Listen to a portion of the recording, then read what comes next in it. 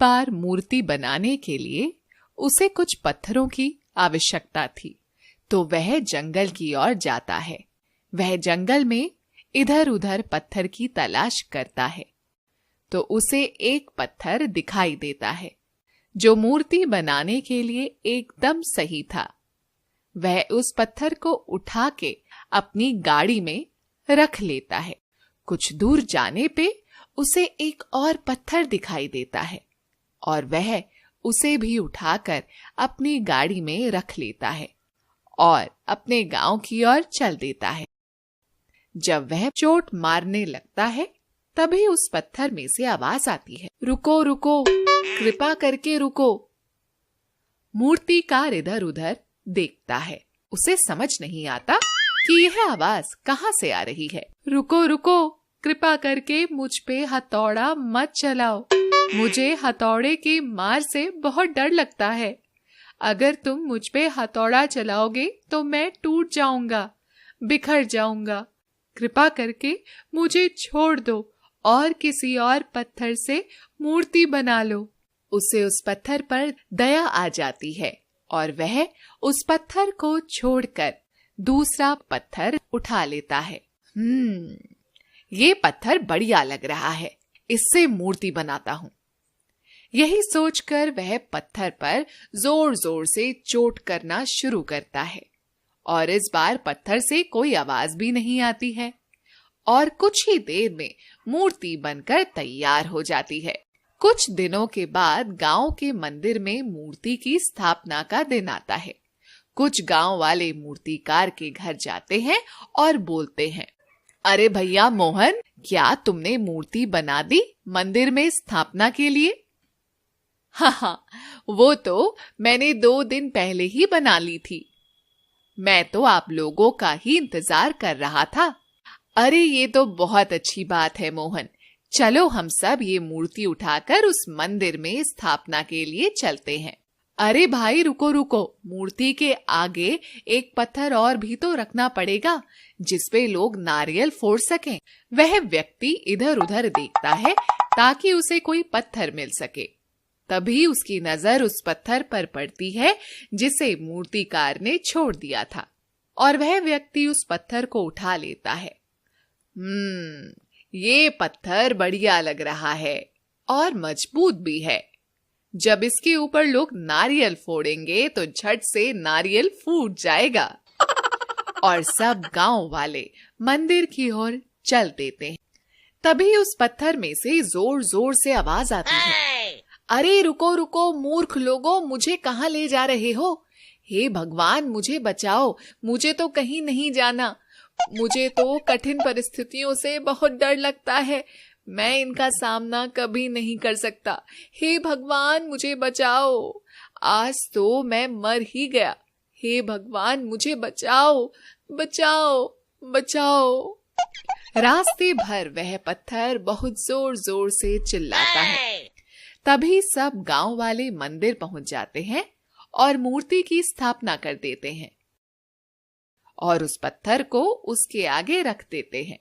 फिर सब लोग उस मूर्ति की पूजा करना शुरू कर देते हैं।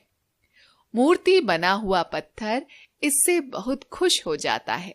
लोग उस पत्थर को दूध से स्नान करवाते हैं, उसे चंदन का लेप लगाते हैं और उसके ऊपर फूल चढ़ाते हैं। ये सब देखकर दूसरा पत्थर मूर्ति बने हुए पत्थर से बोलता है, अरे भाई तुम्हारे तो बहुत मजे हैं, लोग तुम्हें तो दूध से स्नान करवा रहे हैं, तुम्हारी पूजा कर रहे हैं, तुम्हारे ऊपर फूलों की बारिश कर रहे हैं, तुम्हारी जिंदगी तो बढ़िया है। तभी एक व्यक्ति उस पत्थर पर जोर से नारियल फोड़ता है। अरे मर गया, हाय मैं तो मर गया, हाय मेरी कमर तो टूट ही गई, हे भगवान मुझे बचाओ। अरे मूर्ख व्यक्ति मेरे ऊपर नारियल क्यों फोड़ रहा है? भगवान को नारियल चढ़ाने का इतना ही शौक है तो अपने सर से क्यों नहीं फोड़ लेता तू नारियल? तभी एक और व्यक्ति उस पत्थर पर नारियल फोड़ता है। हाय हाय मर गया, आज तो मेरी शामत ही आ गई, हे भगवान, मुझे कहाँ फंसा दिया आज आपने। मैं तो जंगल में पेड़ की छांव के नीचे मजे से आराम कर रहा था, यह आपने मुझे कहाँ फंसा दिया। हाय हाय, मैं तो मर गया।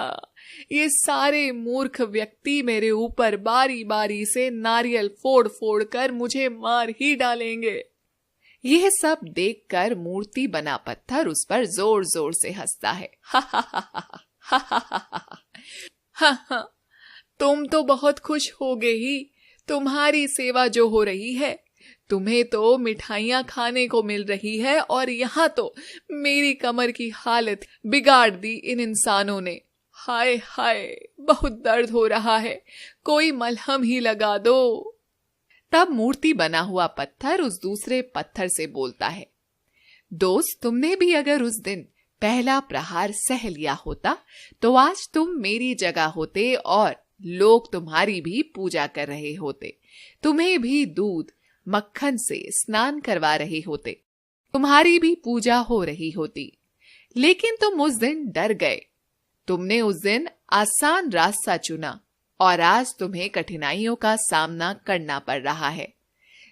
हम जब भी किसी परिस्थिति से डर के कोई भी आसान रास्ता चुनते हैं तो उस वक्त तो हमें बहुत सुकून और आराम मिलता है, पल भर के लिए खुशी भी मिल जाती है, किंतु आगे की राह और भी ज्यादा कठिन हो जाती है मेरे दोस्त।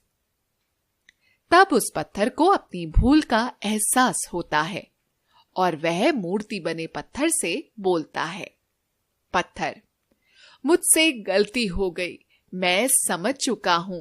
जो लोग मुश्किल परिस्थितियों से नहीं घबराते और उनका सामना करते हैं, लोग उन्हीं को सम्मान देते हैं और उन्हीं की पूजा करते हैं।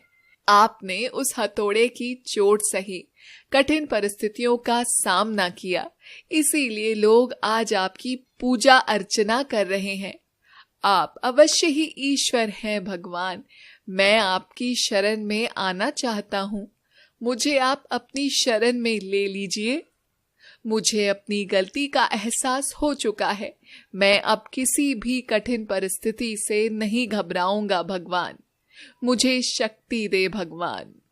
तभी मूर्ति में से आवाज आती है, जो व्यक्ति जिंदगी में मेहनत करता है, सही रास्ते पे चलता है और कठिन परिस्थितियों से नहीं घबराता और दृढ़ता से उसका सामना करता है, मैं हमेशा उसके साथ रहता हूं। तभी एक व्यक्ति उस पत्थर पर जोर से नारियल फोड़ता है। इस बार वह पत्थर अपनी आंखें बंद करके जय श्री राम, जय श्री राम, जय श्री राम बोलता है और नारियल फूट जाता है। जब वहां पत्थर अपनी आंखें खोलता है और देखता है कि नारियल तो फूट गया और इस बार उसे बिल्कुल भी दर्द नहीं हुआ, तो वह भगवान का शुक्रिया अदा करता है और भगवान को वचन देता है, हे भगवान, मैं आगे से कभी भी किसी कठिन परिस्थितियों से नहीं भागूंगा, बस आप हमेशा मेरे साथ रहिएगा। नारियल फूटने की वजह से नारियल का पानी उस पत्थर को भी पीने को मिल जाता है और लोग भगवान को भोग लगाने के बाद मिठाई को भी उस पत्थर पर रख देते हैं, जिससे उस पत्थर को मिठाई खाने को भी मिल जाता है। तब भगवान उसे बोलते हैं, देखा तुमने, आज मुश्किलों का सामना किया तो उसका फल भी तुम्हें मिलने लगा है ना? हाँ भगवान, आप सही बोल रहे हो। मॉरल: कठिन वक्त सबकी जिंदगी में आता है, आज नहीं तो कल जरूर आएगा, लेकिन उस कठिन वक्त का सामना करने के लिए क्या आप तैयार हैं? अपनी जिंदगी का मजा जरूर लीजिए, लेकिन पहले आगे आने वाले कठिन दिनों की तैयारी करने के बाद, क्योंकि जब कठिन वक्त आता है तो फिर आपको मौका नहीं मिलेगा। एक बार सोचिएगा जरूर।